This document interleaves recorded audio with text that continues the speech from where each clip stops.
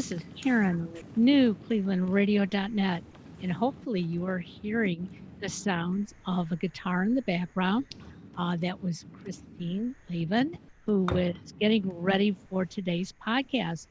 And Christine, I'm so excited to have you on because there are so many wonderful musicians out in the world that many of us don't even know who they are because they perform in areas where maybe we don't live. And I was lucky to get to know you or know about you through Cafe Lena and one of my favorite places in the whole world for music.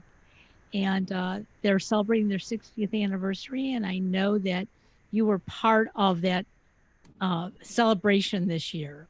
So, welcome Yeah. to the show and give us a little bit of background. Who are you? How did you get into all this? Well, it's interesting you would bring up the Cafe Lena because I was a waitress and a bread baker there back in 1975, 1976. And I thought I would never leave Saratoga. I thought that my life would revolve around the Cafe Lena, and I took it as a good sign that my initials were CL, like Cafe Absolutely. Lena. And I didn't think because I can't read music and I'm self taught, and I never dreamed I could have a career. But I got such encouragement from Lena at the cafe, and she would put me up sometimes between performers over the weekends of when they had live music there. And I got such encouragement from audience members and other musicians that in February of 76, Dave Van Ronk was actually passing through Saratoga on a Sunday night coming from Montreal. And the song that I played at the 60th anniversary was actually the song that Lena asked me to play for Dave that Sunday night in February. Because it was we got to travel, Lena and a girl named Joni and I got to travel with the Rolling Thunder Review the first week of their tour back in November of 1975. And I wrote a song about it. And I played it for Dave in a bar with a jukebox playing and a television on with a basketball game. And he closed his eyes halfway through the song. And I thought, oh my God, I'm putting him to sleep. But he opened his eyes at the end of the song and he said, "You should come to New York." And it was the same night that Don McLean's manager saw me play. And he said, he gave me his card. He said, "You should come to New York, but you should learn how to play guitar better." So when Dave said, "You should come to New York," I said, "Okay, I will. When I learn how to play guitar better." And he said, "I'm a teacher. I'll teach you." So I was like, oh. 2 weeks later, I moved to New York. I never thought I would leave Saratoga. So since February 1976, I've been in New York more or less ever since. How fantastic. And there's so many wonderful stories from Cafe Lena that are similar to yours because Lena had this distinct talent to know talent when she saw it. Um, and yeah, I've heard a few people who said they really thought they had talent. And Lena said, "You're good, but not quite there yet." Never told them they weren't good, but also let them know that, you know what, there's a little bit of a caliber that you got to move up to and you got to work at it. And obviously, You that's what do. you did. Absolutely. Yeah, you must practice a lot. You must make it look very easy. And the only way to make it look easy is to do it over and over again. And I'm at a stage in my career, in my life, because I'm 68 years old, that I'm much more interested in writing the songs than I am in performing them.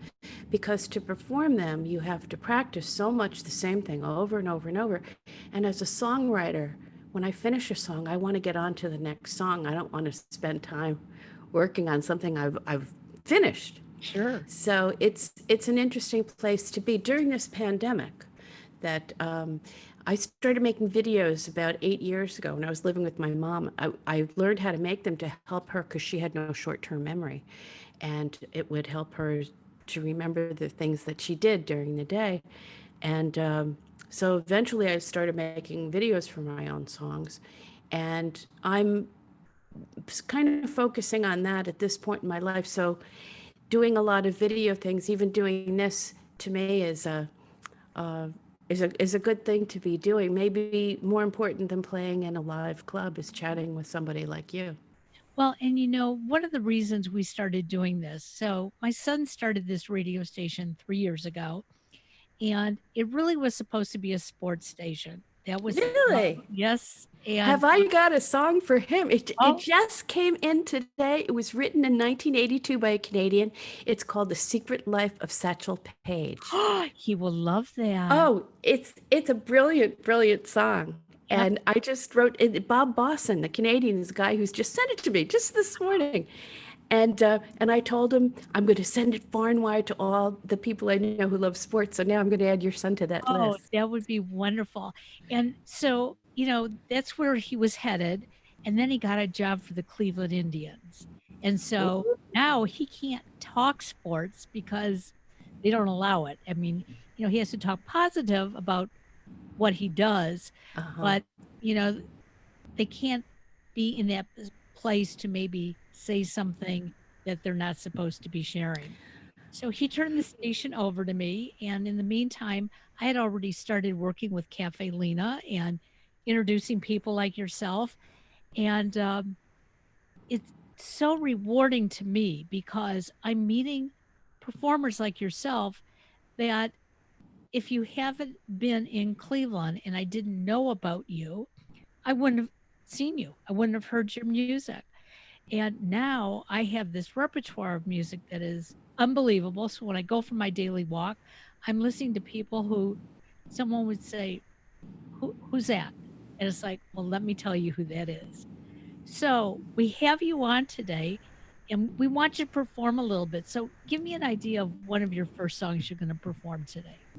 Okay. Actually, it's one of my newest songs. It's not on any record yet, and I plan to record it and put out an album in the fall, which is three-quarters done. I've been working on it for over a year, but this is a new song, and it's also a song I could never have written as a younger person, Okay. and you'll see why. It's called "Until That Day."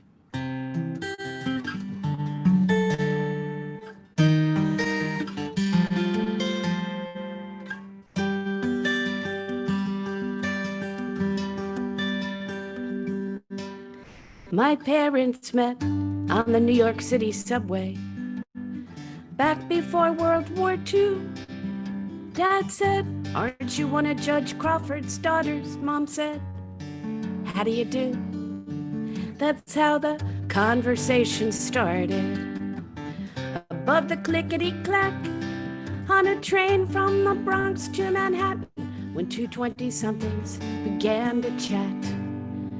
Until that day, what can I say? They were two young commuters long before there were computers.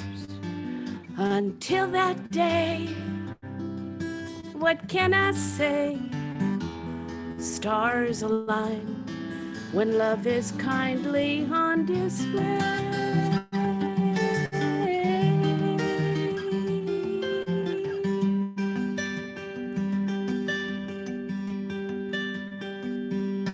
First thing they did after they married was to move north, 50 miles up, to live a life bucolic.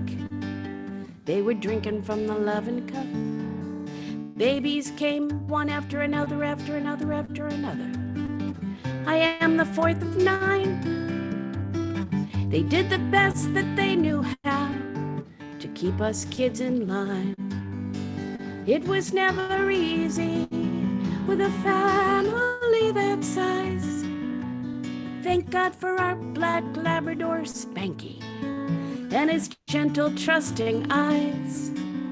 Sometimes Spanky was the only one in the house to be loved by everyone unconditionally. My oldest sister went to nursing school. My oldest brothers were college bound. Soon I was 2, But for much of that time I was lost until I found that music gave me purpose. So I saved every dime till I could quit my day job, though it took a long, long time. And the younger kids all found their way in science, sports, and history. One became a therapist, one became a journalist. He's a bit of a mystery. Some got married, some divorced, some have kids who are now grown. I keep up with their exploits, 'cause they text me on my phone. Yes, I'm riding the New York City subway, staring at the screen. But I look up, there's a little boy pestering his mom. She looks all of 19. A lovely girl sporting earbuds next to a young man sporting earbuds too. But they're both looking at screens, and for all we know, she's in Brooklyn, he's in Kathmandu. I want to introduce them to each other and say, kids, open your eyes. Standing right beside you might be a sweet surprise. But I say nothing as the subway rumbles into the dark. But every now and then I remember as I disembark that long ago conversation started above the clickety-clack on a train from the Bronx to Manhattan, with two 20-somethings began to chat. And on the day they started talking, everything was new. You gotta look up from your cell phone so this can happen to you. Until that day, what can I say? They were two young commuters long before there were computers. Until that day, what can I say? Stars align when love is kindly on display.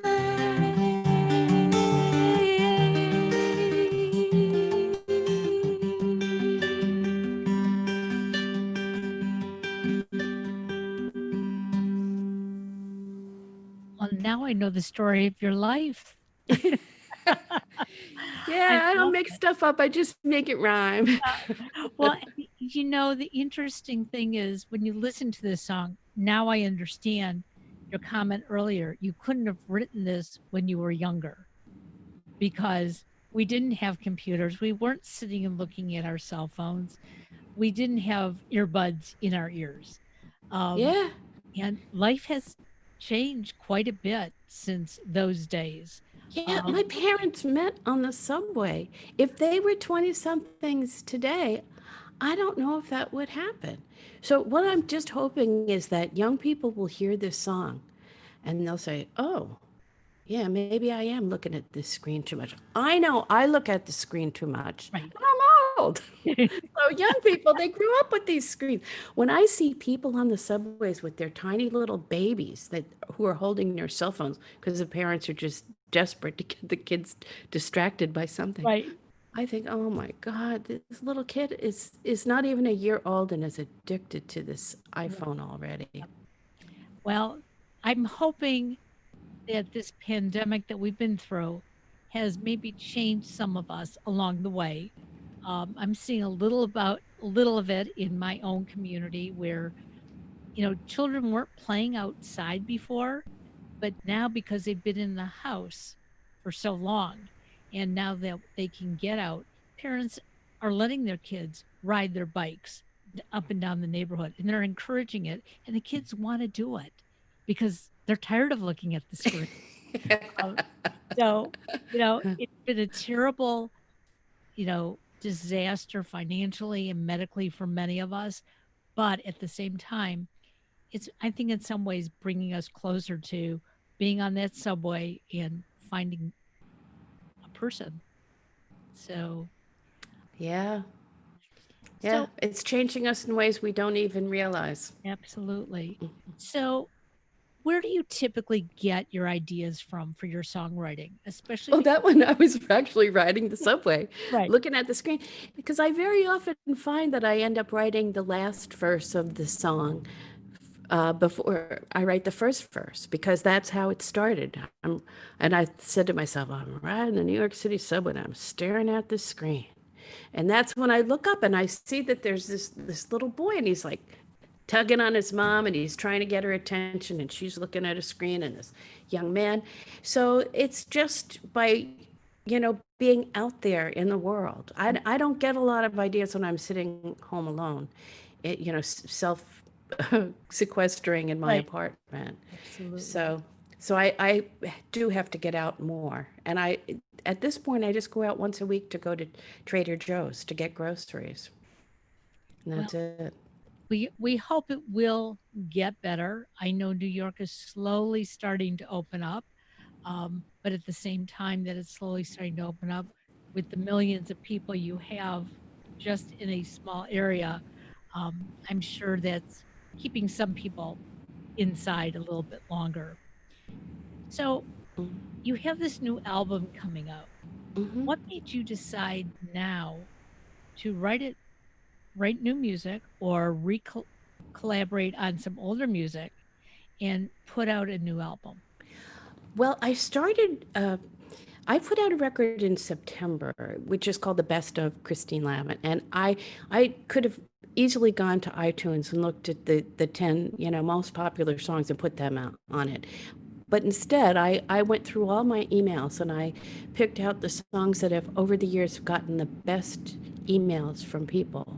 Um, like there's one song on the record that I've only performed once in public, but because someone contacted me, it's called Happy Divorce Day, and I've never been married, so it's like why I would write a Happy Divorce Day song, but it was inspired by a conversation with the Byrne sisters. Do you know the Byrne sisters I from know of Ithaca? them. Yes, I know Oh, of them. they're wonderful, but when I was working on that record to come out in September, I wanted it to be sort of half new things and half old things. And then I realized that I was working on two different albums. And I took off all the new things.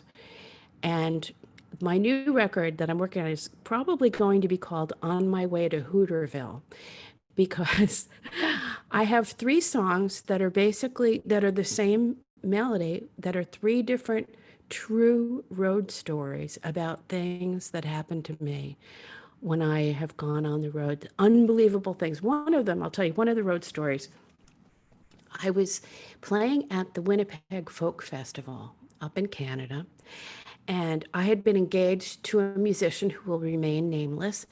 And we were supposed to play that festival as a married couple, but we broke up, didn't get married. And then we were both at the festival where he met the woman he eventually did marry. And I got to witness the two of them meeting. I witnessed their first conversation. We're all in a car together. And you know, anyway, by the time I got to the Vancouver Folk Festival, I had zero sleep. It was pouring rain, and it was a woman who picked me up at the airport who was a volunteer for the Vancouver Folk Festival. And very often, God bless Canadians, God bless Canada, God bless the Canadian Folk Festival, and very often they give the driving jobs to the lowest people on the totem pole. And this was a woman who had just gotten her driver's license. Oh my. So it's pouring rain. She has a dog in the back of the car, and the dog is blind and smells terrible. And first thing she tells me is, I don't make left-hand turns. I said, what do you mean you don't make left-hand turns? She goes, if you go into traffic and you try to make a left-hand turn, you're just begging somebody to T-bone your car and kill you. So if we have to go left, I will go right, and then we'll do a U-turn, and then we'll go across the Oh my. intersection. So I was so like emotionally distressed over seeing my ex, fall in love with Right. somebody else, that I thought, oh, good, here's somebody who's worse off than I am. So I said, I'm going to help you. You can do this. You can turn left. But no, she couldn't turn left. So it took us like almost 2 hours to get where I was supposed to go. And I hadn't slept in 24 hours. I was a wreck. We get to the house and I knock on the door, and this little girl answers. And I said, hi, I'm the American who's supposed to stay with you. She goes, oh, come in, come in. So I said, can you tell your parents that I'm here? She goes, well, they're at work. I said, well, I'm really, really tired. So can I go to bed right away? She goes, yeah, you can stay in my room. So we dragged my bags, and this volunteer is still with me, dragged my bags down the hall, opened the door, and it's this kid's room that is just wall to wall mess. And I just looked and I said to her, I said, sweetheart, this is so kind of you to let me take over your bedroom. But I was just on the thought that this might happen. I saw a hotel down the road. I'm going to go stay in a hotel. And the girl goes, no, you could stay in my room. No, the volunteer said, why are you being so snippy? They're so looking forward to you staying. And I said, look, I'm just so sorry. So anyway, she dropped me off at the hotel. And she was really mad at me. And so I said, just tell the people at the festival that I'm staying at this hotel and I need sleep. So I immediately fall asleep. And like 6 hours later, I wake up and the light is blinking. And it's a message from the festival. And they said, please call us right away. What happened? What happened? So I called them up and they said, those people waited for you all day and you never showed up. I said, no, we showed up. The parents weren't home. The woman took me to the wrong address, a complete stranger's house. And this little girl was going to let me sleep in her bed while her parents were at work. And can you imagine if the parents came home and found an American folk singer sleeping Oh my gosh. in this little girl's bed? And so anyway, that's one of the songs on the record. Oh, I love it. Oh, I mean, the experiences that we have in this journey of life, you know? Yeah. Especially Canadians are so lovely. That's just an example of you. Yeah, you can stay in my room. And no left-hand turns. And she had no idea that you weren't even supposed to be there, obviously. So Yeah, because it made sense. If she could make left-hand turns, she probably flipped the house numbers or something. probably. Wow. Well, I'm glad you made it to the festival. So perform something else for us. Let us Okay. another few. This is another. This is a song I wrote in January of 2017.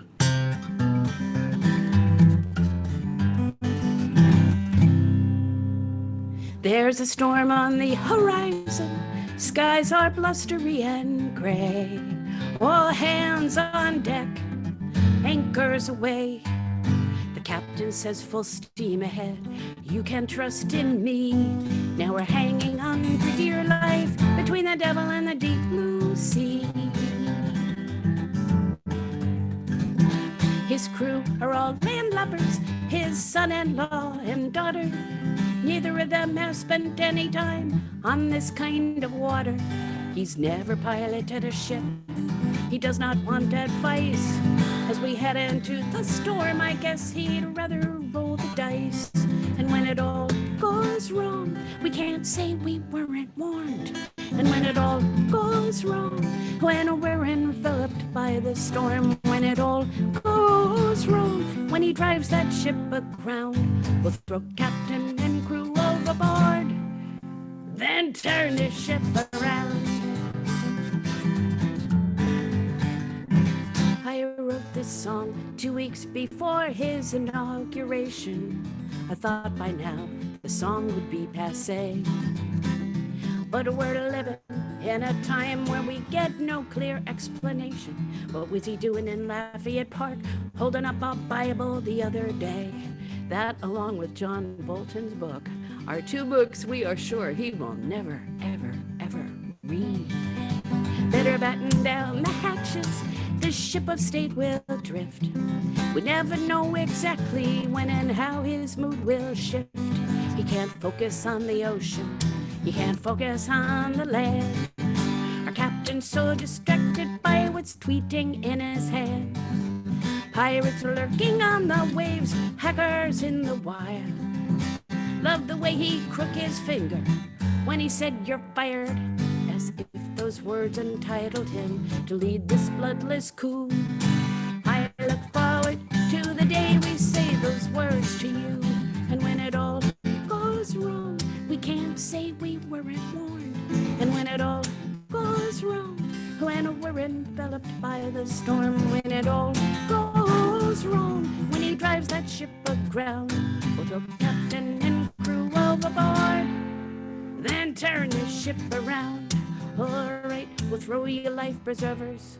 We don't wanna watch you drown, but we're gonna throw you overboard, then turn the ship around.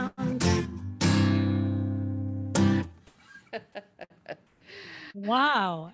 I think I know who that's about. Yeah, but do you believe I wrote that before the inauguration?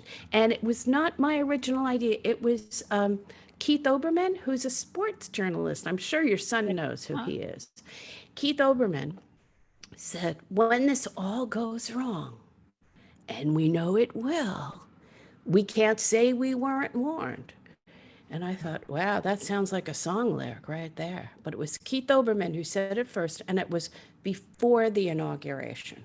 Interesting. Well, I think a lot of people had that feeling even before the election, and that's just my personal comments on it.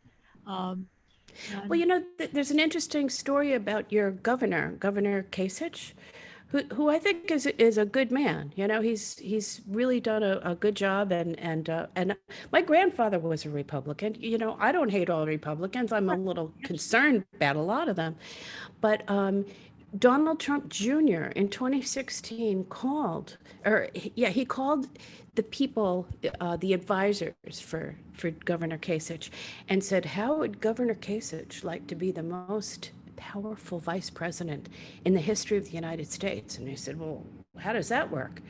And he said, "Well, he would be in charge of foreign policy and domestic policy." So Kasich's people said, "Well, if he'd be in charge of domestic and foreign policy, what's Trump going to be doing?" And Donald Trump Jr. said, "Making America great again." Interesting. How interesting. And Well, that's how they were, you know, trolling to get vice presidents. And look who they got. Who's you know, the whole thing about this Tulsa rally. And that people have to sign waivers in case they get sick.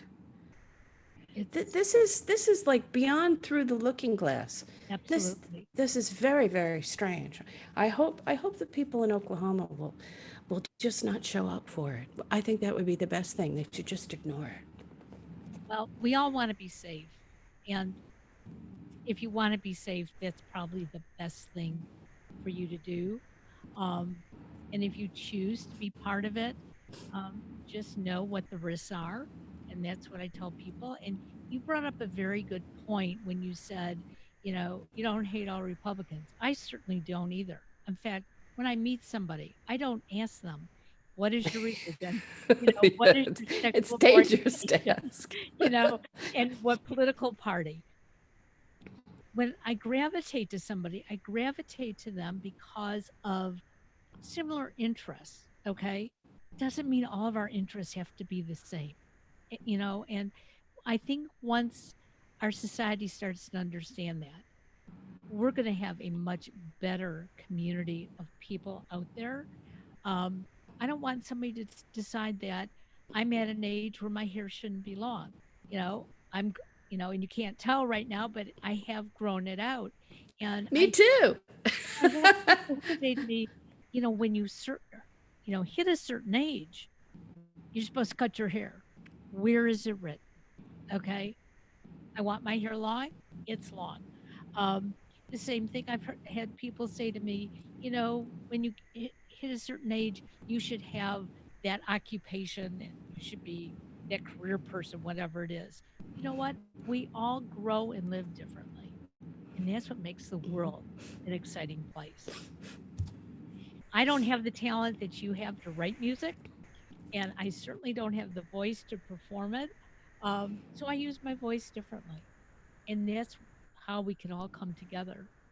So, before we close out today, how can people find you and your music? Probably the best thing to do is to go to my website, christinelavin.com. I have a lot of videos there, and I'm kind of obsessed with folding napkins like Downton Abbey. So I have a video to teach you how to fold napkins like Downton Abbey. And I teach that at intermission at my live concerts. But I don't know how it has become such an obsession, but people love it. People do. And I also have, their music videos there, but also my Facebook page. I have more than 6,000 Facebook friends. So I'm going to be putting on my Facebook page because I'm doing a July 4th concert in Denver, but online for Swallow Hill. And I'm going to take requests. So I want people to request songs now because I did this with Passim and I did 3 songs that I hadn't done in more than 10 years because I had time to relearn them.